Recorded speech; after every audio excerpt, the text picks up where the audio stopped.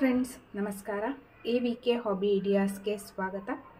ಇವತ್ತಿನ ವಿಡಿಯೋದಲ್ಲಿ ರುಚಿಕರವಾಗಿರೋ ಒಂದು ಗೊಜ್ಜಿನ ಅನ್ನದೊಂದಿಗೆ ಬಂದಿದ್ದೀನಿ. ತುಂಬ ರುಚಿಯಾಗಿರುವಂತಹ ರೆಸಿಪಿ, ಲಂಚ್ ಬಾಕ್ಸ್ಗೆ ಹೇಳಿ ಮಾಡಿಸಿದ ರೆಸಿಪಿ. ಇದನ್ನು ಹೇಗೆ ಮಾಡಬೇಕು ಅಂತ ನೋಡೋದಕ್ಕಿಂತ ಮುಂಚೆ, ಇದೇ ಮೊದಲನೇ ಬಾರಿ ನನ್ನ ಚಾನಲ್ನ ವಿಡಿಯೋನ ನೋಡ್ತಿರೋದು ಅಂತ ಆದರೆ ನನ್ನ ಚಾನಲ್ AVK ಹಾಬಿ ಐಡಿಯಾಸ್ಗೆ ಸಬ್ಸ್ಕ್ರೈಬ್ ಆಗೋದಕ್ಕೆ ಮರಿಬೇಡಿ.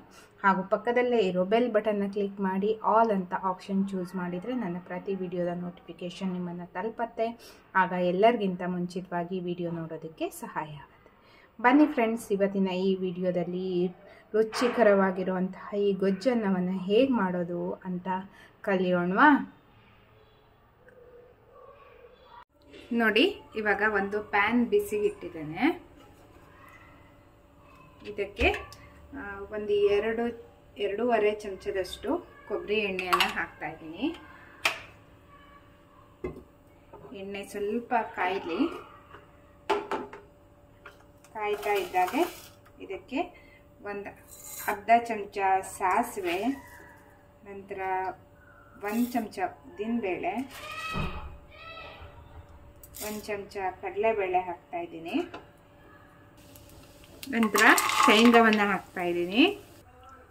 ನಂತರ ಇದಕ್ಕೆ ಕರಿಬೇವಿನ ಸೊಪ್ಪನ್ನು ಹಾಕಿದ್ದೀನಿ ಮತ್ತು 1 ಒಣಮೆಣಸನ್ನು ಹಾಕಿದ್ದೀನಿ.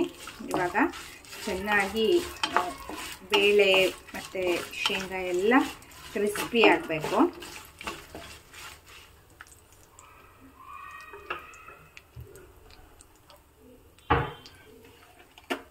ನಂತರ ಇದಕ್ಕೆ ಸ್ವಲ್ಪ ಇಂಗನ್ನು ಹಾಕಿದ್ದೀನಿ.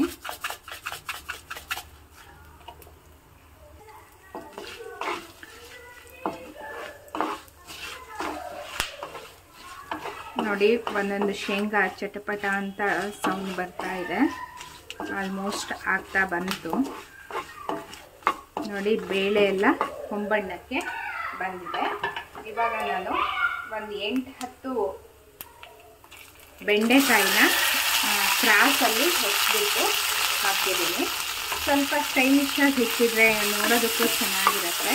ಇದನ್ನು ಇವಾಗ ಚೆನ್ನಾಗಿ ಹುರ್ಕೋಬೇಕು.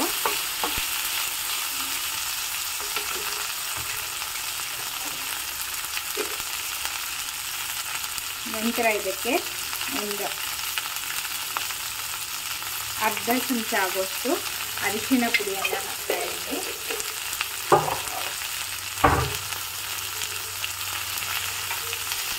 ನಂತರ ಉಪ್ಪನ್ನು ಹಾಕ್ತಾ ಇದ್ದೀನಿ. ಉಪ್ಪು ಬೆಂಡೆಕಾಯಿಗೆ ಹಿಡಿಯೋಷ್ಟು ಮಾತ್ರ ಹಾಕಿದ್ದೀನಿ.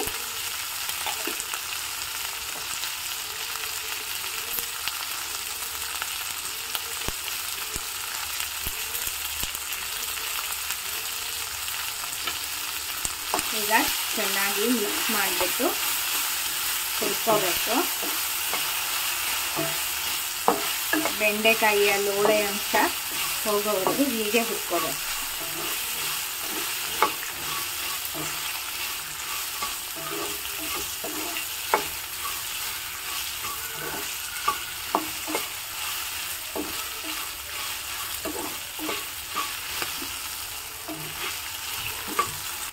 ನೋಡಿ, ಚೆನ್ನಾಗಿ ಲೋಳೆ ಬಿಟ್ಕೊಳ್ಳೋವರೆಗೆ ಹುರಿದಿದ್ದೀನಿ. ಇವಾಗ ಸ್ವಲ್ಪ ಮುಚ್ಚಿಬಿಟ್ಟು ಬೇಯಿಸ್ಕೊತಾ ಇದ್ದೀನಿ. ನೀವು ಚೆಕ್ ಮಾಡ್ಕೋಬೇಕು, ಮುಚ್ಚಿ ಬೇಯಿಸೋವಾಗ ಚೆನ್ನಾಗಿ ಲೋಳೆ ಅಂಶ ಹೋದರೆ ಮಾತ್ರ ಬೆಂಡೆಕಾಯಿನ ಮುಚ್ಚಿಬಿಟ್ಟು ಬೇಯಿಸ್ಕೋಬೇಕು. ಇವಾಗ ನೋಡಿ, ಚೆನ್ನಾಗಿ ಬೆಂದಿದೆ. ತುಂಬ ಕ್ರಿಸ್ಪಿ ಆಗೋದು ಬೇಡ, ತುಂಬ ಬೇಯೋದು ಬೇಡ, ಆ ಹದದಲ್ಲಿ ಇರಬೇಕು. ಇವಾಗ ಇದಕ್ಕೆ ನಾನು ಸ್ವಲ್ಪ ಹುಣಸೆ ರಸವನ್ನು ಹಾಕ್ತಾ ಇದ್ದೀನಿ. 2 ಚಮಚ ಆಗೋಷ್ಟು ಹಾಕಿದರೆ ಸಾಕಾಗುತ್ತೆ.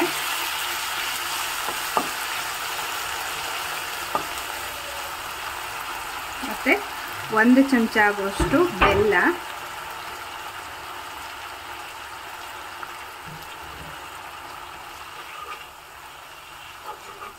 ಎಲ್ಲ ಚೆನ್ನಾಗಿ ಕರಗಬೇಕು.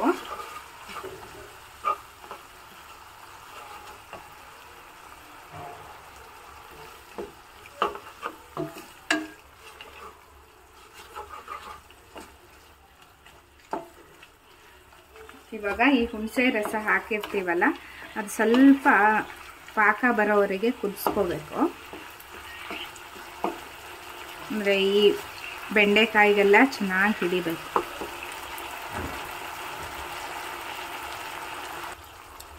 ಈಗ ನೋಡಿ, ನಾನು ಇದಕ್ಕೆ 1.5 ಚಮಚದಷ್ಟು ಸಾರಿನ ಪುಡಿಯನ್ನು ಹಾಕ್ತಾಯಿದ್ದೀನಿ.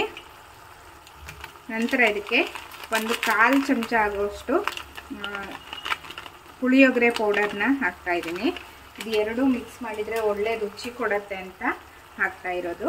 ನೀವು ಬೇಕಿದ್ದರೆ ಯಾವುದಾದ್ರು ಒಂದನ್ನು ಬಳಸ್ಬೋದು. ಸಾರಿನ ಪುಡಿ ಇಲ್ಲ ಅಂದ್ರೂ ಸಹ ಪುಳಿಯೋಗರೆ ಪೌಡರ್ ಒಂದನ್ನಾದರೂ ಹಾಕ್ಬೋದು, ಇಲ್ಲ ಸಾಂಬಾರ್ ಪುಡಿ ಇದ್ರೂ ಸಹ ಹಾಕ್ಬೋದು. ನೋಡಿ, ಚೆನ್ನಾಗಿ ಮಿಕ್ಸ್ ಆಗಿದೆ. ಈಗ ಇದಕ್ಕೆ ರೆಡಿ ಮಾಡಿ ಇಟ್ಕೊಂಡಿರೋ ಅನ್ನವನ್ನು ಹಾಕ್ತಾ ಇದ್ದೀನಿ.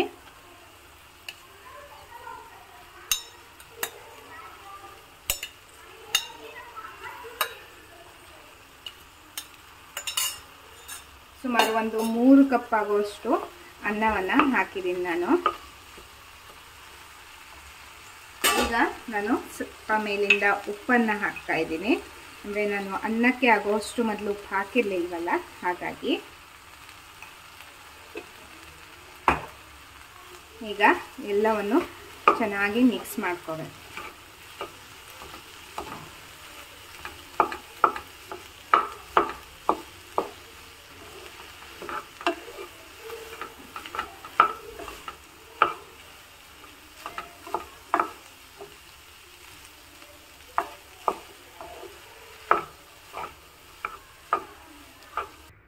ನೋಡಿ, ಇವಾಗ ರುಚಿಯಾಗಿರುವಂತಹ ಬೆಂಡೆಕಾಯಿ ಗೊಜ್ಜನ್ನು ರೆಡಿಯಾಗಿದೆ. ಇದನ್ನು ಸರ್ವ್ ಮಾಡ್ಕೋತಾ ಇದ್ದೀನಿ. ಇವಾಗ ನೋಡಿ, ರುಚಿಯಾದ ಬೆಂಡೆಕಾಯಿ ಗೊಜ್ಜನ್ನು ಸರ್ವ್ ಮಾಡ್ಕೊಂಡಿದ್ದೀನಿ. ತುಂಬ ರುಚಿಯಾಗಿರುತ್ತೆ ಫ್ರೆಂಡ್ಸ್. ನೀವೊಮ್ಮೆ ಖಂಡಿತ ಟ್ರೈ ಮಾಡಲೇಬೇಕು. ಕೇವಲ 10 ನಿಮಿಷದಲ್ಲಿ ಪ್ರಿಪೇರ್ ಮಾಡ್ಬೋದು. ಅನ್ನ ಒಂದು ರೆಡಿ ಮಾಡ್ಕೊಂಡ್ಬಿಟ್ರೆ ಮಕ್ಕಳ ಲಂಚ್ ಬಾಕ್ಸಿಗೂ ಸಹ ಈ ರೀತಿಯಲ್ಲಿ ಮಾಡಿಕೊಡ್ಬೋದು. ಬಹಳ ಬೇಗನೆ ಆಗುತ್ತೆ ಮತ್ತು ತುಂಬಾ ಇಷ್ಟಪಟ್ಟು ತಿಂತಾರೆ. ಎಲ್ರಿಗೂ ಡಿಫ್ರೆಂಟಾಗಿ ಏನಾದ್ರು ವೆರೈಟಿ ತಿನ್ನಬೇಕಾಗಿರತ್ತೆ, ಆಗ ಈ ರೀತಿನ ಸ್ಪೆಷಲ್ಲಾಗಿ ಮಾಡಿಕೊಡ್ಬೋದು. ಕೆಲವು ಮಕ್ಕಳು ಬೆಂಡೆಕಾಯಿ ಎಲ್ಲ ತಿನ್ನೋದಕ್ಕೆ ಇಷ್ಟಪಡಲ್ಲ. ಪಲ್ಯ ಏನಾದ್ರು ಸಾಂಬಾರೆಲ್ಲ ಮಾಡಿದರೆ ಆವಾಗ ರೈಸ್ ಐಟಮ್ ಇಷ್ಟಪಡೋ ಮಕ್ಕಳಿಗೆ ಈ ರೀತಿಯಲ್ಲಿ ಬೆಂಡೆಕಾಯಿ ಗೊಜ್ಜನ್ನು ಮಾಡಿಕೊಡ್ಬೋದು. ಮಕ್ಕಳಿಗೂ ಸಹ ಇಷ್ಟ ಆಗುತ್ತೆ, ದೊಡ್ಡವರು ಸಹ ಇಷ್ಟಪಟ್ಟು ತಿಂತಾರೆ. ಇವತ್ತಿನ ವಿಡಿಯೋದಲ್ಲಿ ನಿಮಗೆ ಒಂದು ಹೊಸ ಲಂಚ್ ಬಾಕ್ಸ್ ರೆಸಿಪಿ ಆ್ಯಡ್ ಆದಂಗೆ ಆಯ್ತಲ್ವಾ? ನೀವು ಪ್ರಿಪೇರ್ ಮಾಡ್ತೀರಾ ಅಲ್ವಾ ಫ್ರೆಂಡ್ಸ್? ಈ ವಿಡಿಯೋ ನೋಡಿ ಹೇಗಾಯಿತು ಅಂತ ನಿಮ್ಮ ಅನಿಸಿಕೆನ ತಿಳಿಸಿ, ಮತ್ತು ನೀವು ತಯಾರು ಮಾಡಿದ ಮೇಲೆ ಟೇಸ್ಟ್ ಮಾಡಿ ಹೇಳಿ ಹೇಗಿತ್ತು ಅಂತ. ಮತ್ತು ವಿಡಿಯೋಕ್ಕೊಂದು ಲೈಕ್ ಕೊಡೋದಕ್ಕೆ ಮರಿಬೇಡಿ. ನಿಮ್ಮ ಫ್ರೆಂಡ್ಸ್ ಆ್ಯಂಡ್ ಫ್ಯಾಮಿಲಿ ಎಲ್ರಿಗೂ ಈ ವಿಡಿಯೋನ ಶೇರ್ ಮಾಡಿ ಅಂತ ಹೇಳ್ತಾ, ಮತ್ತೆ ಒಂದು ಹೊಸ ವಿಡಿಯೋದೊಂದಿಗೆ ಭೇಟಿಯಾಗೋಣ friends. Until then take care, bye. Thank you for watching friends.